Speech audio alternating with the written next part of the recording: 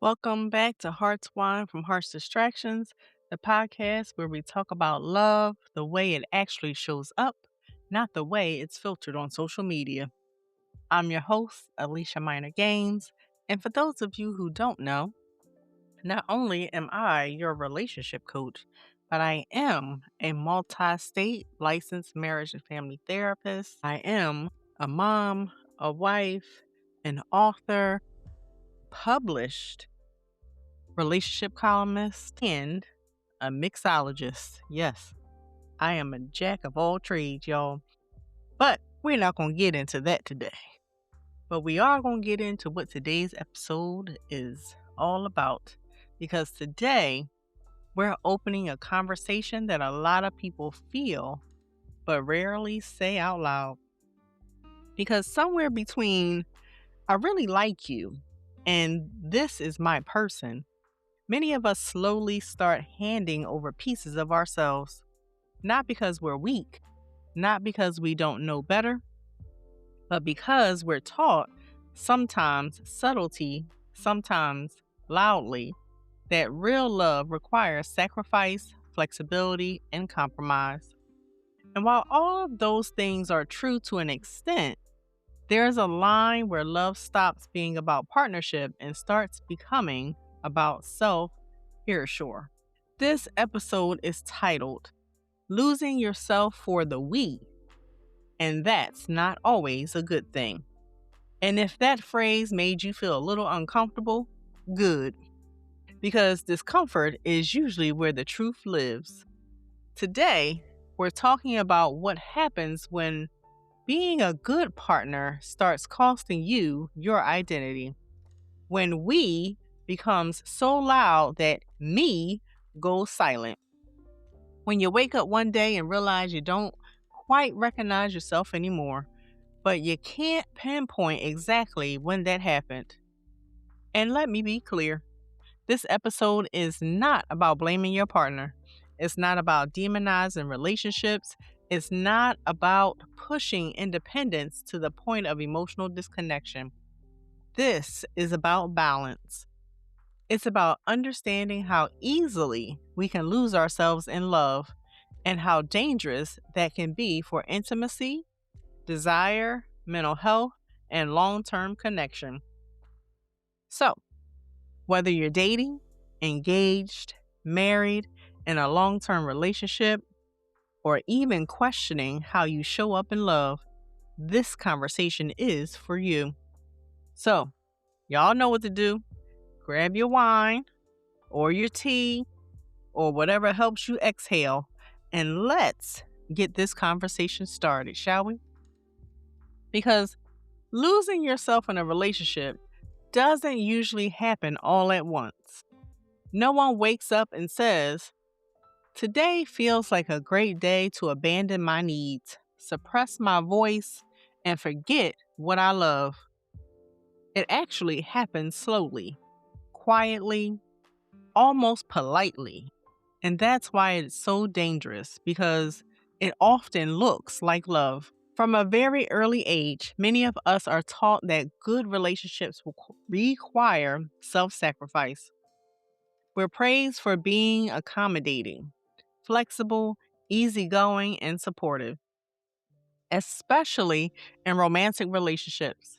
There's this unspoken belief that the more you give up, the more committed you are.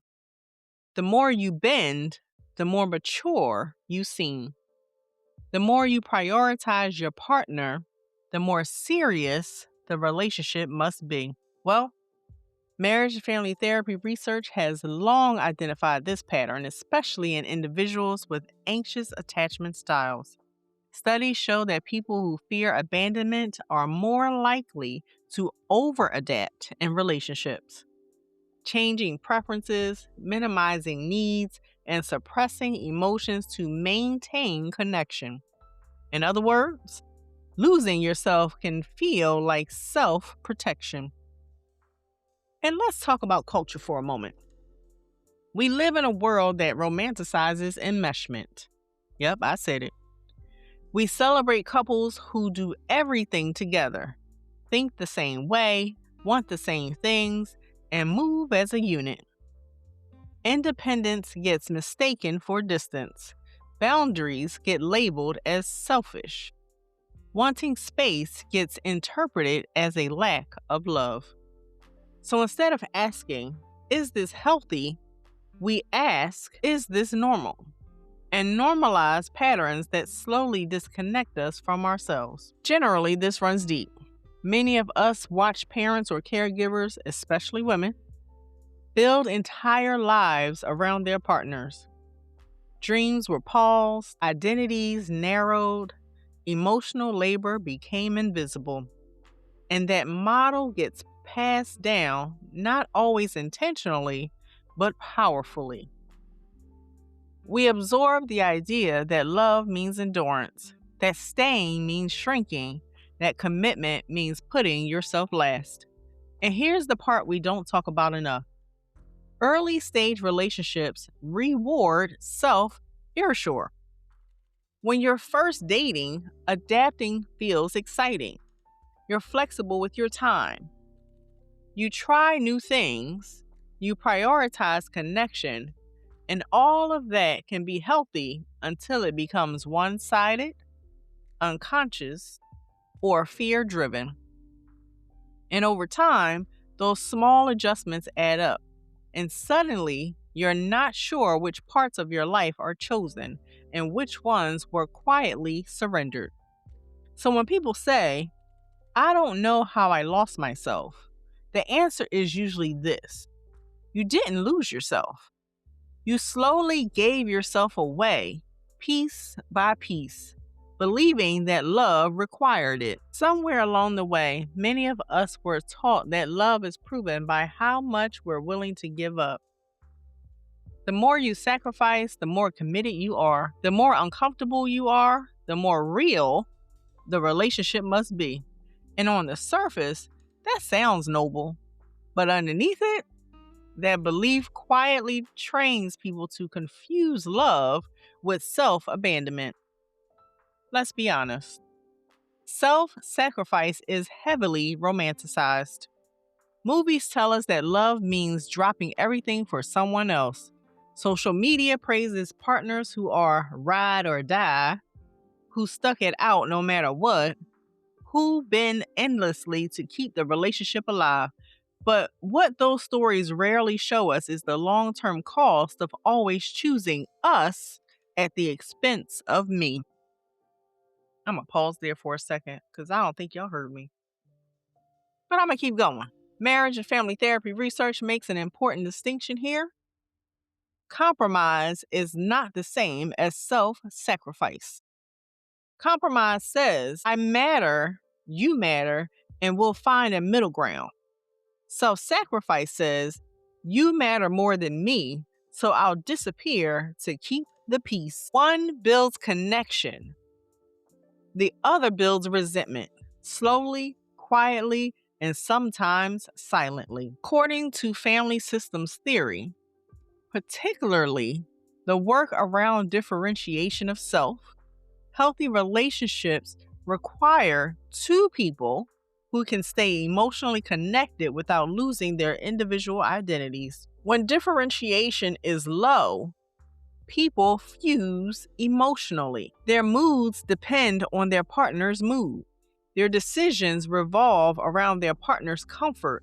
Their sense of worth becomes tied to how well the relationship is going. And that's not intimacy.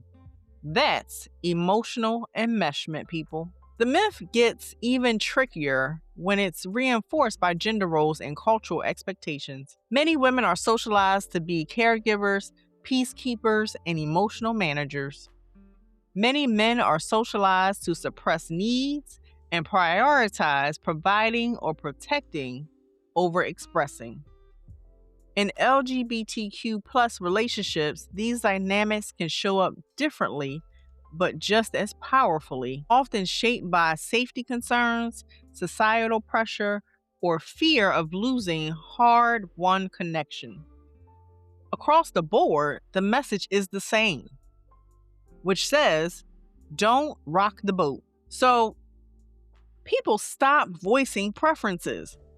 They stop naming discomfort. They stop checking in with themselves. They start saying yes when they really mean no, minimizing feelings that deserve attention and telling themselves, this is just what relationships are like. And because the relationship still exists, it can feel like proof that the sacrifice is working until the emotional bill comes due. I think that went over some people's heads, but I'm gonna let that soak in for a second. Because here's the truth that rarely gets said out loud. Love is not supposed to cost you your identity. Healthy love asks for vulnerability, not disappearance. It invites growth, not erasure. It stretches you, but it shouldn't shrink you. When love requires you to silence your voice, numb your desires, or abandon who you are to maintain connection, that's not romance. That's survival. And survival mode may keep a relationship intact, but it slowly disconnects you from yourself. You know, there's a moment that happens for a lot of people, and it usually comes out sideways. It's not dramatic. It's not during a big argument. It's often something small, like someone asking a simple question, such as, what do you want to do this weekend? And instead of an answer, there's a pause. Not because you're flexible, not because you're easygoing, but because you genuinely don't know anymore. So I've worked with or have heard versions of this couple so many times. We're going to call this couple Maya and Jordan. So they've been together for a few years, solid relationship, no major betrayals, no explosive fights. On the other side, people describe them as goals. But during a casual conversation, Maya laughed and said, honestly, I don't even know what I like anymore. I just like whatever Jordan likes. At first, it sounded harmless, cute even. But when we slowed it down, there was grief underneath that laugh. When Maya started dating Jordan, she loved that he was decisive, confident, had strong opinions, so she adapted. She let him choose restaurants, pick movies, decide travel plans. She told herself she didn't mind. And at the beginning, she really didn't. It felt easier for her. It felt loving. It felt like teamwork. But over time, that pattern expanded.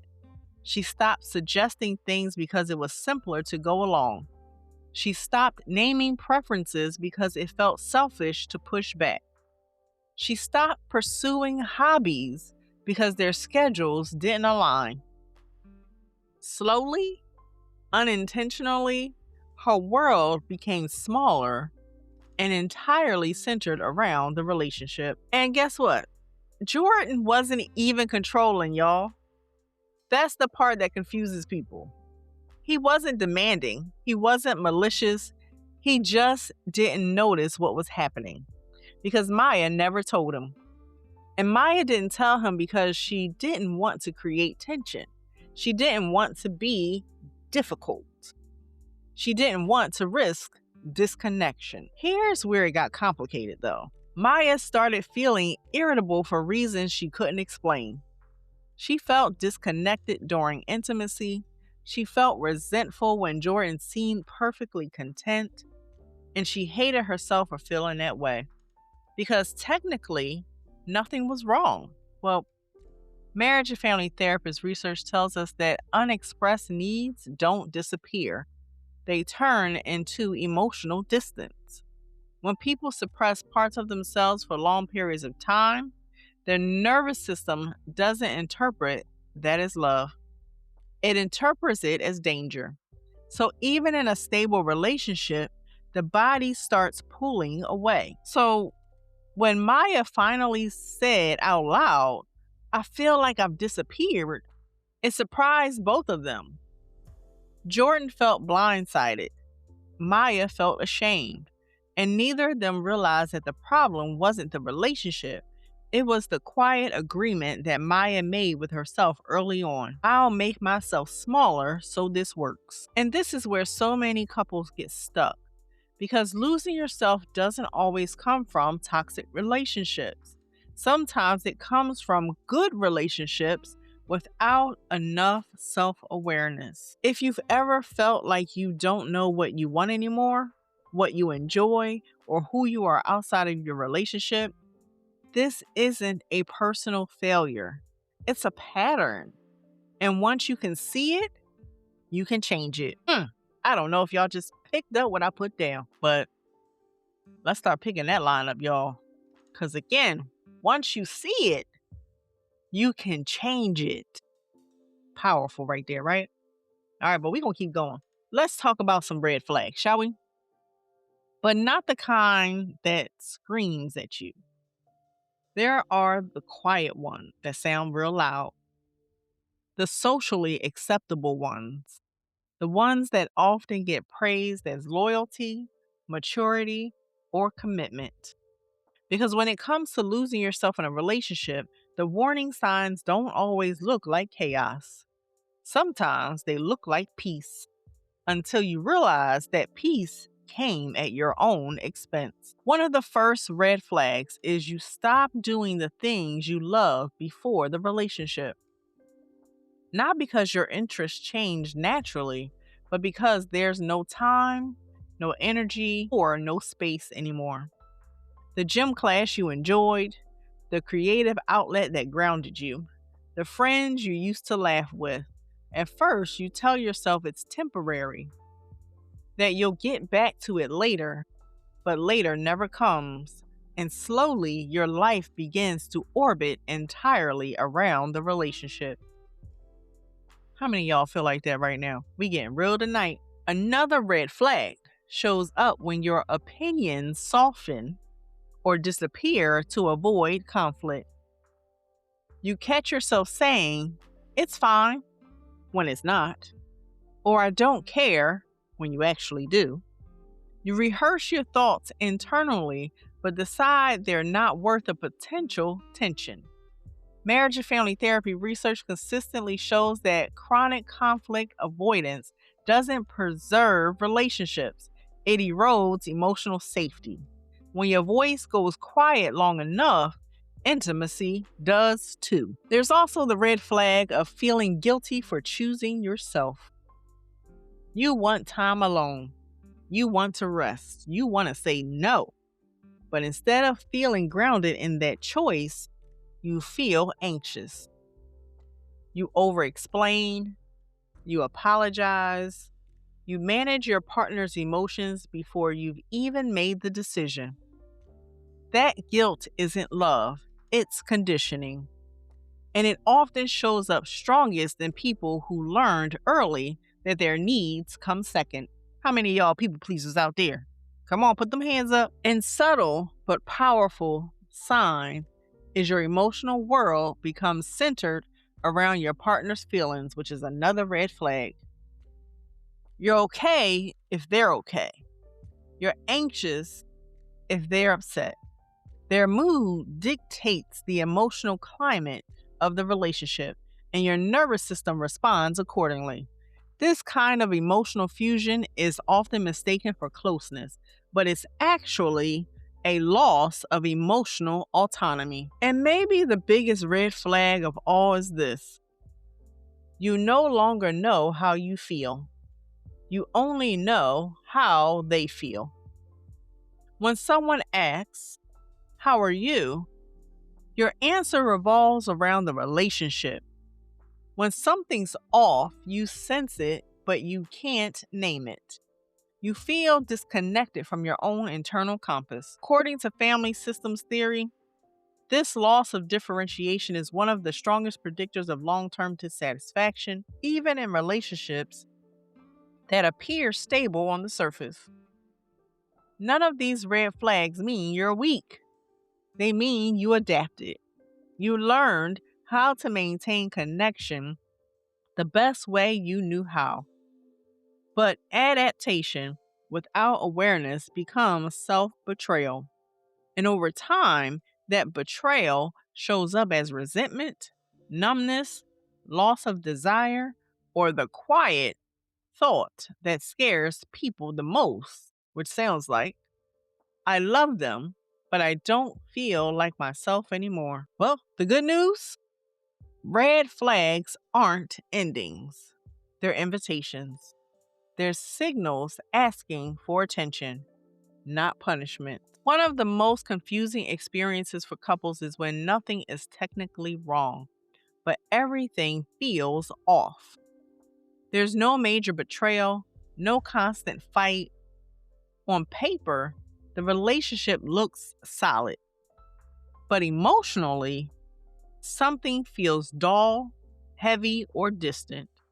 And often, the missing link is this: someone has been slowly disappearing. When you lose yourself in a relationship, desire is usually the first thing to take a hit. And that surprises people because we're taught that closeness fuels attraction. But according to marriage and family therapy research, desire actually thrives on difference, autonomy, and individuality.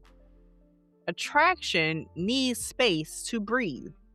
When one person becomes overly accommodating, overly available, or overly merged, the dynamic shifts from romantic to parental, or from passionate to predictable.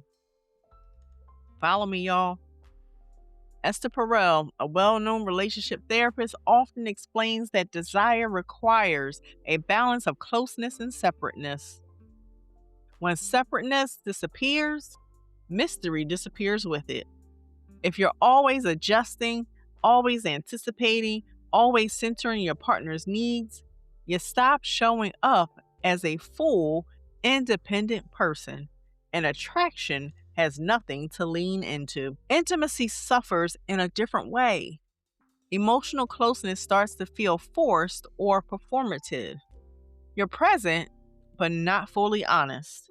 You're together, but not deeply seen.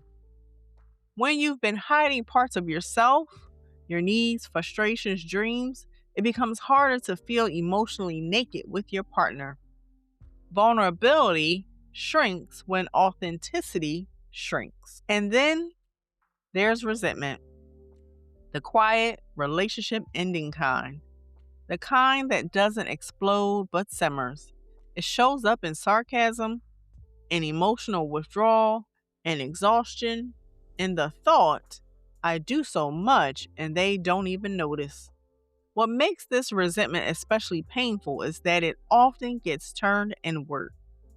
People tell themselves, I chose this. I didn't speak up. I shouldn't feel this way. But resentment doesn't come from giving. It comes from giving without choice, from overextending without boundaries, from sacrificing parts of yourself in hopes that love will feel safer, deeper, or more secure.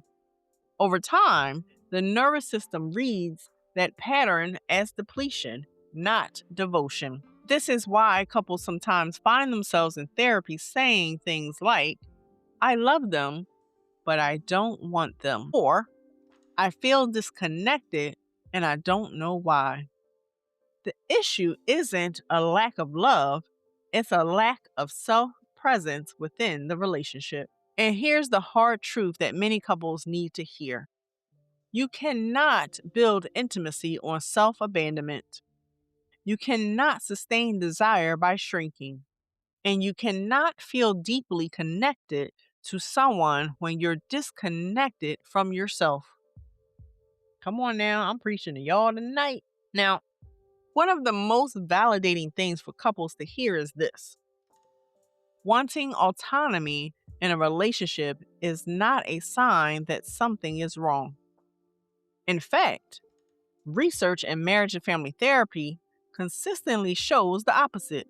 The healthy autonomy is one of the strongest predictors of long-term relationship satisfaction. Family systems theory, particularly the concept of differentiation of self, explains that emotionally healthy individuals can stay connected to their partner without losing their sense of identity. Differentiation doesn't mean distance. It means being able to say, "This is how I feel," even when your partner feels differently, and staying emotionally present instead of shutting down or over accommodating. Studies on differentiation have found that couples with higher levels of individuality experience lower emotional reactivity, healthier conflict, and greater sexual satisfaction. And why? Because when people feel free to be themselves, they don't have to protect, perform, or pretend. I call those the three P's, y'all. They show up more honestly, and honesty deepens intimacy. There's also strong research around codependency, which is often misunderstood. Codependency isn't about loving someone deeply. It's about regulating your sense of safety, worth, or identity through another person. When your emotional stability depends on how your partner is doing, the relationship carries an unsustainable emotional load. Over time, both partners feel it. One feels drained, the other feels pressured. Attachment research adds another layer to this. People with anxious attachment are more likely to lose themselves by over prioritizing the relationship, while people with avoidant attachment may encourage independence in ways that feel like emotional distance. When these dynamics interact, couples can end up in a loop where one partner shrinks and the other withdraws, neither feeling fully connected. And here's the reality check most couples don't hear enough. Togetherness without individuality doesn't create security, it creates fragility. When one person carries the emotional weight of the relationship, the system becomes unbalanced. Any change, such as stress, growth, or boundaries, can feel threatening because the relationship isn't built on two stable individuals. Come on now. Y'all don't hear me? But here's a quote, though, from our relationship researcher, Schnarch, that says comes from being fully yourself while being fully connected to another. That sentence alone dismantles the idea that love requires self-erasure, y'all. Intimacy isn't created by sameness. It's created by presence. So, if you've ever wondered why doing everything right still left you feeling disconnected, this is why. Love doesn't flourish when you abandon yourself.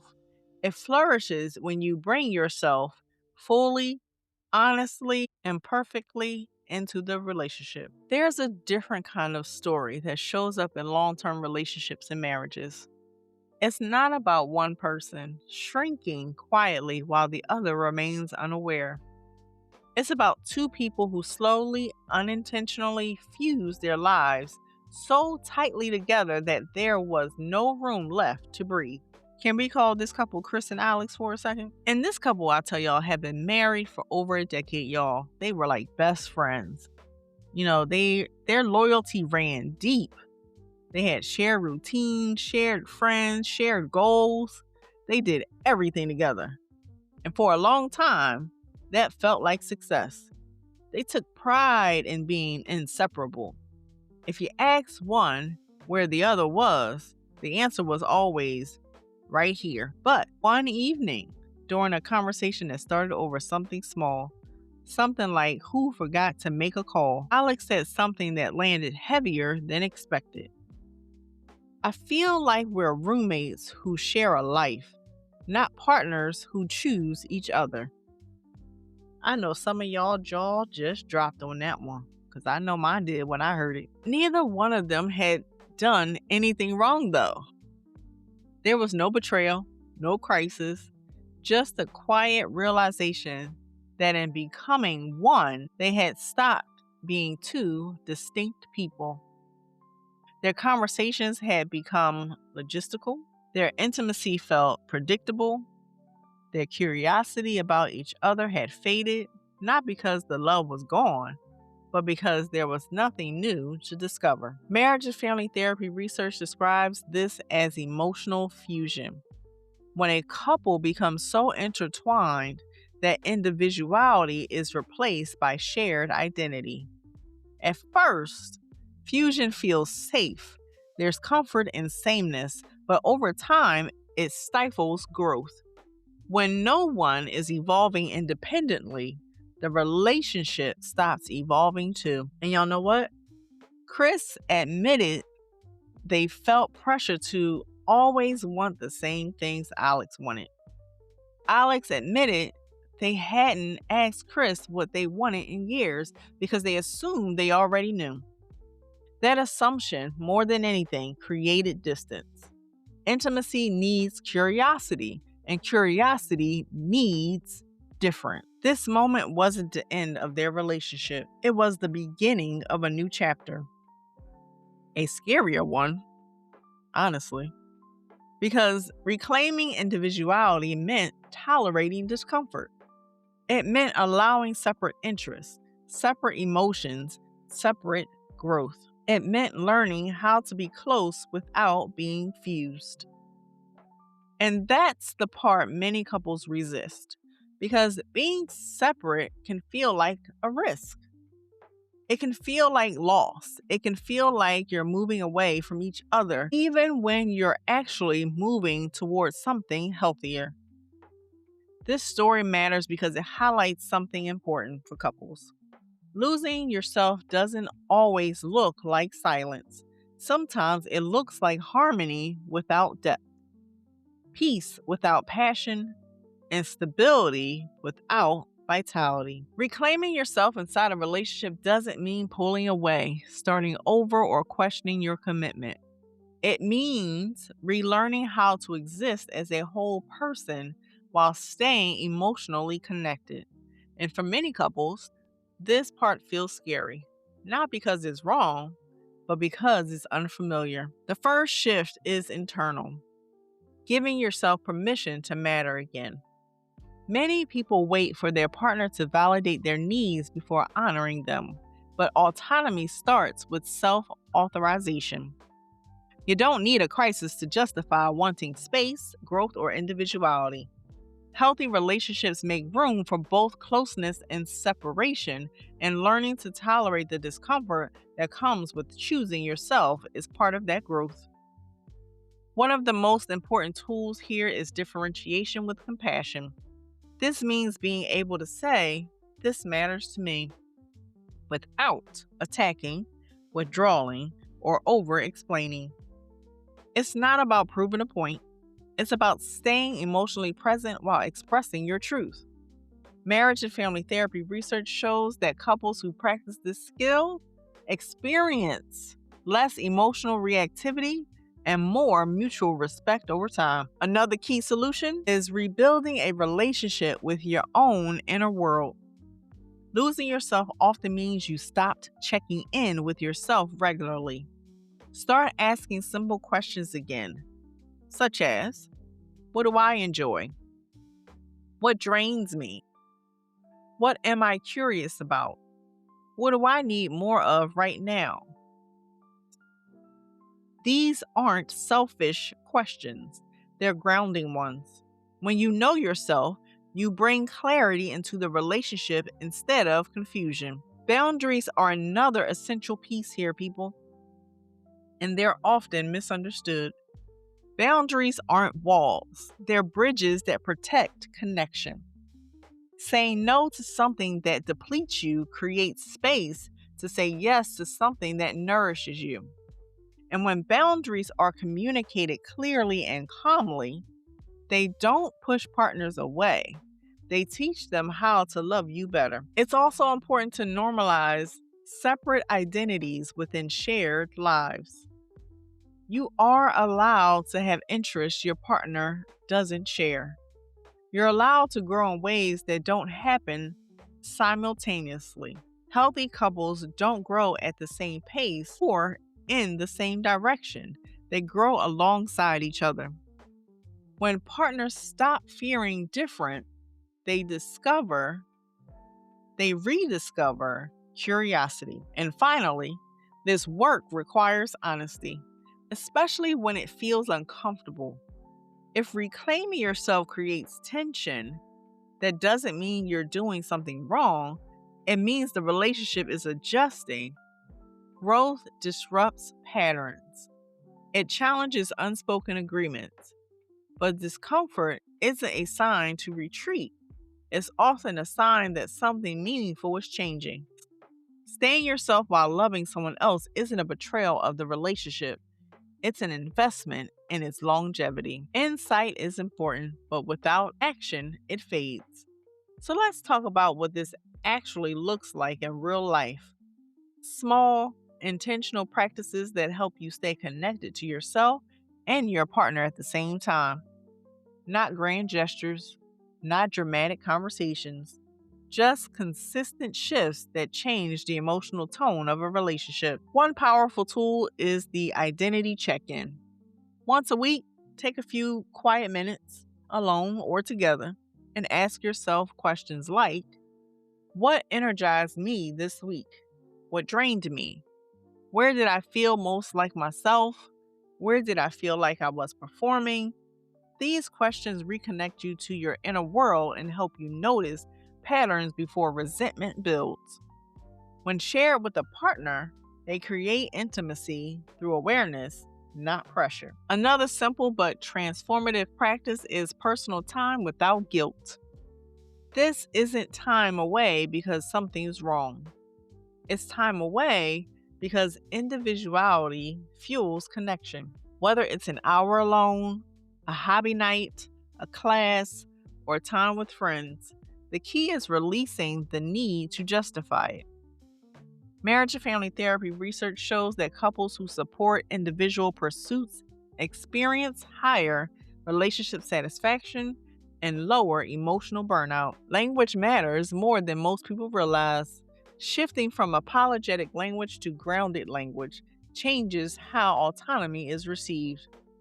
Instead of saying, I'm sorry, I just need some time, try, this is important for me and it helps me show up better for us. This communicates self-respect without defensiveness and teaches your partner how to respond to your needs. Come on, y'all. Another tool is relearning curiosity. Long-term relationships often fall into assumption mode that sounds like, I already know you. But people change, don't they? Create space to ask open-ended questions again that sound like, what are you excited about lately? What feels heavy right now to you? What's something you want more of in your life? Curiosity invites connection without control. Couples also benefit from practicing emotional ownership. This means taking responsibility for your feelings instead of outsourcing them to your partner. Saying, feel overwhelmed and need to reset, instead of, you're stressing me out. Emotional ownership reduces defensiveness and keeps individuality intact. And finally, normalize course correction.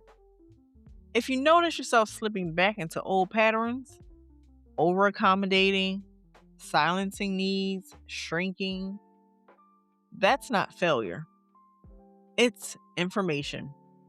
Awareness allows you to adjust gently instead of waiting until frustration forces change. These tools aren't about creating distance. They're about creating healthier closeness, the kind that comes from two people choosing each other, not disappearing into each other. So, one of the biggest reasons people stay stuck in self-abandoning patterns is fear. Not fear of being alone, but fear of what will happen if they change. And we know there are a bunch of people out here that don't like change. Because when you start reclaiming yourself in a relationship, the dynamic shifts. And even healthy change can feel threatening at first. When you begin setting boundaries, expressing preferences, or taking up space again, your partner might feel confused. They might say things like, "You've changed," or "Why is this suddenly an issue?"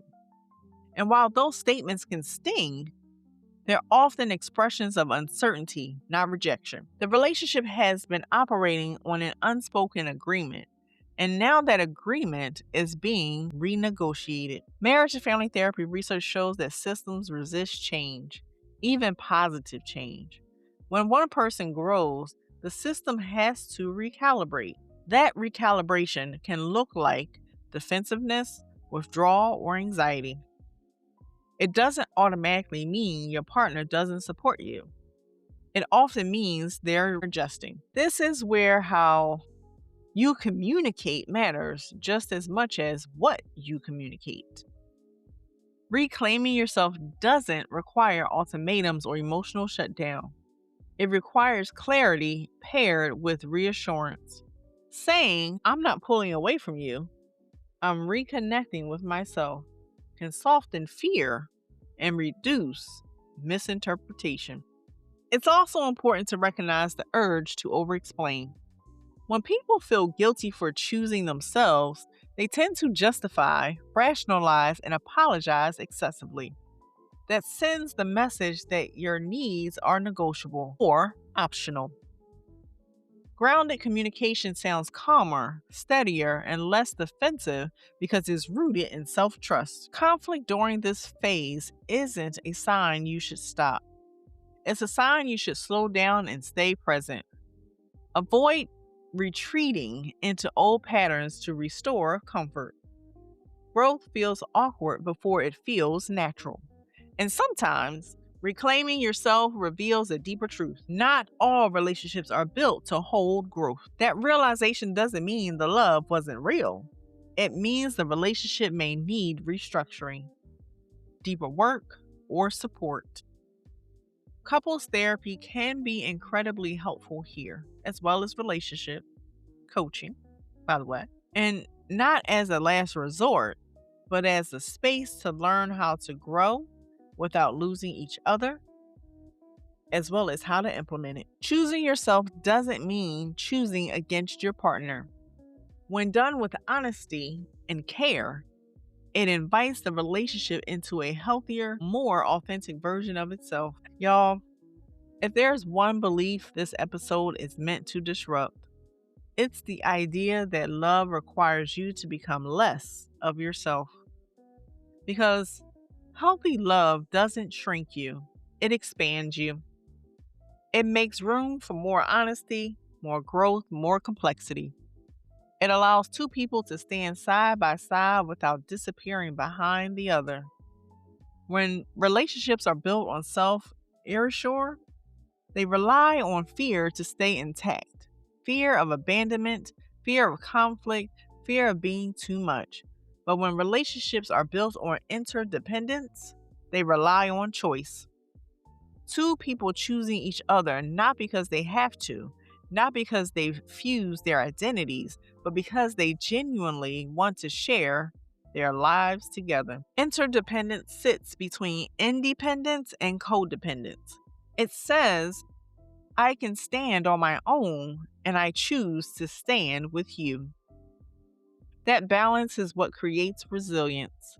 When both partners have a strong sense of self, the relationship can adapt to change. New seasons, new challenges, new versions of each other without falling apart. Marriage and family therapy research consistently shows that couples who support each other's individuality report higher emotional intimacy and long-term satisfaction. Why? Because authenticity deepens connection. When you don't have to perform or suppress who you are, you can be fully seen. And being seen is what most people are actually craving. This is also where attraction often finds its way back. When partners are curious about each other again, when they witness growth instead of managing comfort, when they stop assuming and start discovering, expansion creates energy. Stagnation drains it. Hello. Y'all heard me on that one. Because loving someone doesn't mean absorbing them. And being loved doesn't mean disappearing. The healthiest relationships are made of two people who keep showing up as themselves, who evolve, who change, who remain curious about who they're becoming. I'm preaching to y'all today. And I want y'all to know before this episode ends, I want to invite you to pause and not to judge yourself, not to diagnose your relationship, but simply to reflect. Growth doesn't begin with answers. It begins with curiosity. And I want you to ask yourself, who was I before this relationship? Not in a nostalgic way, but in an honest one.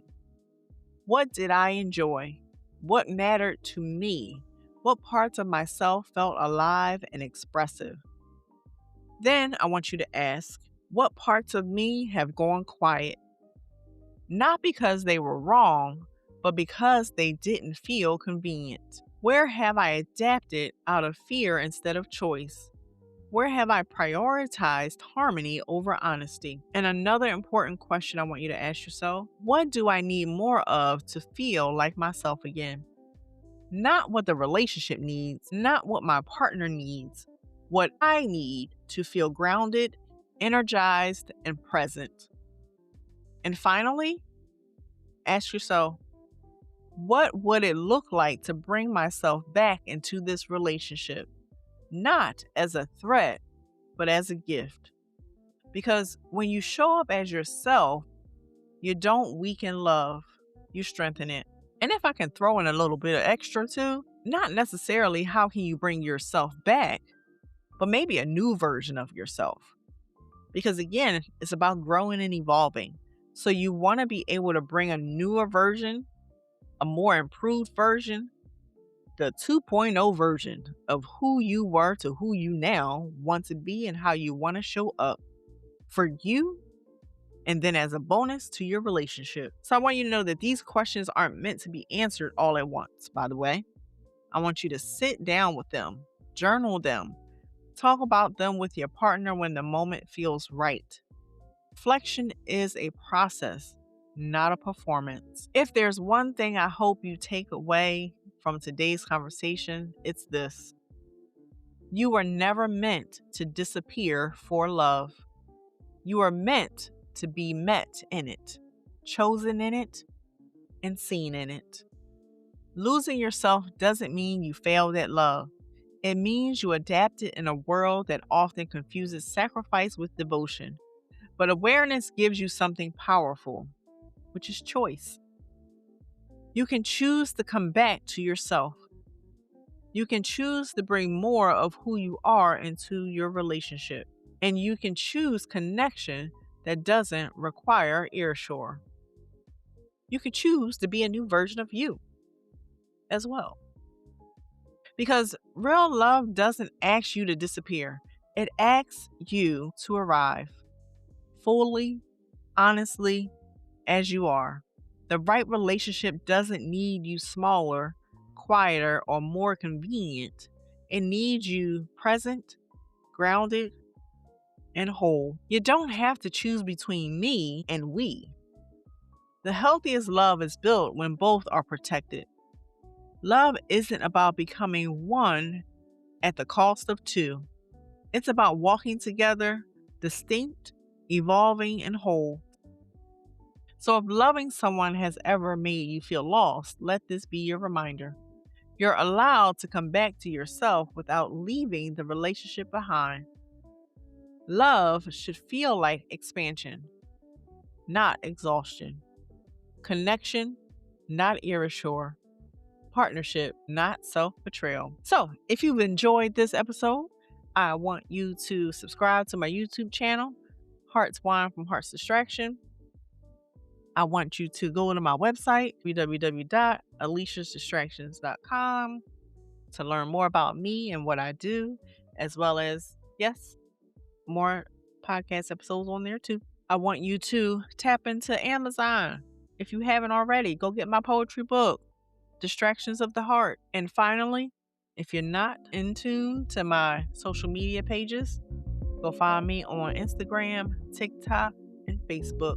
I want to thank you for spending this time with me on Hearts Wine from Heart's Distractions, where we tell the truth about love, the distractions that pull us away from ourselves and each other, and the emotional twists and turns that create our wine. I want you to protect your heart, honor who you are, keep pouring into the version of you that deserves to be seen. Cheers.